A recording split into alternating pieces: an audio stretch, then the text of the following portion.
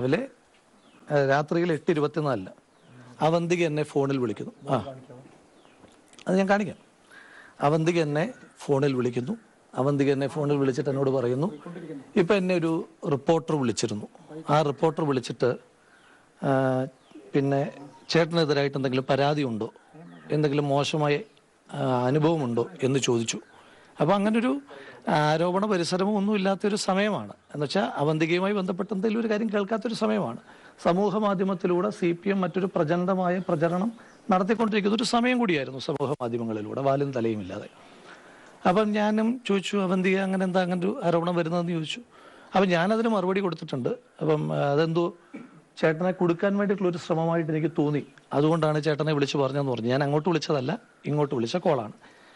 അപ്പോൾ അതിനുശേഷം ആ കോള് കട്ട് ചെയ്യുമ്പോൾ തന്നെ ഞാൻ പറഞ്ഞു, അപ്പോൾ എന്നോട് പറഞ്ഞു ഞാനത് വോയിസ് റെക്കോർഡ് ചെയ്ത് വെച്ചിട്ടുണ്ടെന്ന് പറഞ്ഞു. അവന്തിക തന്നെ എന്നോട് പറഞ്ഞു ഞാൻ ആ കോള് റെക്കോർഡ് ചെയ്ത് വെച്ചിട്ടുണ്ടെന്ന് പറഞ്ഞു. അപ്പോൾ ഞാൻ ചോദിച്ചു എനിക്കത് അയച്ചു തരുമോ എന്ന് ചോദിച്ചു. അപ്പം ഞാനത് കോള് കട്ട് ചെയ്തതിന് ശേഷം നിങ്ങൾക്ക് കാണാം.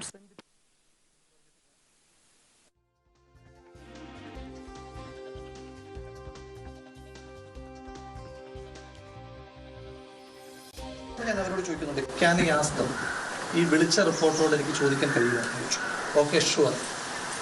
അപ്പം വാട്ട് ടൈം കോളിനെ പറ്റിയിട്ടാണ് കേൾക്കുന്നത്. Just now. അപ്പം ഞാൻ വീണ്ടും ചോദിക്കുന്നു, can I call that reporter? Yes. എന്നിട്ട് ഇനി ഞാൻ ശബ്ദം കേൾപ്പിക്കാം.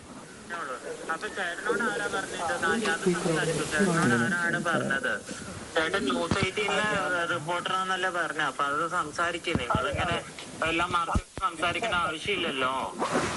അല്ല, ഞാൻ കാര്യം പറയാം.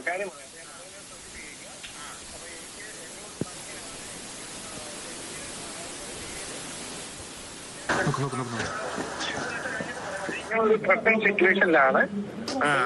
ലൈഫ് ത്രട്ടണിങ് തരത്തിലുള്ള ഭീഷണി നിങ്ങൾക്ക് നേരിടുന്ന ഒരു സാഹചര്യം ഉണ്ടായി.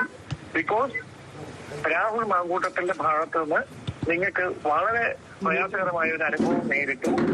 പക്ഷെ നിങ്ങൾ അങ്ങനെ ഒരു കാര്യം പുറത്ത് പറയാൻ പേടിയുണ്ട്, നിങ്ങൾ ആരോടും പറയാതിരിക്കുകയാണ്. അതിന്റെ ചാറ്റും മറ്റേ ഫോൺ റെക്കോർഡ്സും എല്ലാ സംഭവവും നിങ്ങൾ സ്കൈപ്പിലാണ്.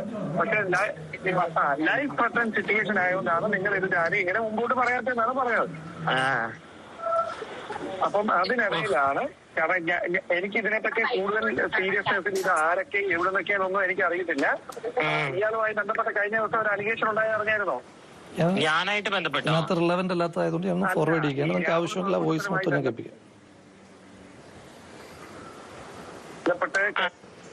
പോലീസിലായിട്ട് കംപ്ലൈന്റ് പോകാനും അല്ലാതെ എന്റെ പാർട്ടി വഴി കംപ്ലൈന്റ് പോകാനും എല്ലാ അവസരങ്ങളും ഈ നാട്ടിലുള്ള സമൂഹത്തിലല്ലേ നമ്മൾ ജീവിക്കുന്നത്.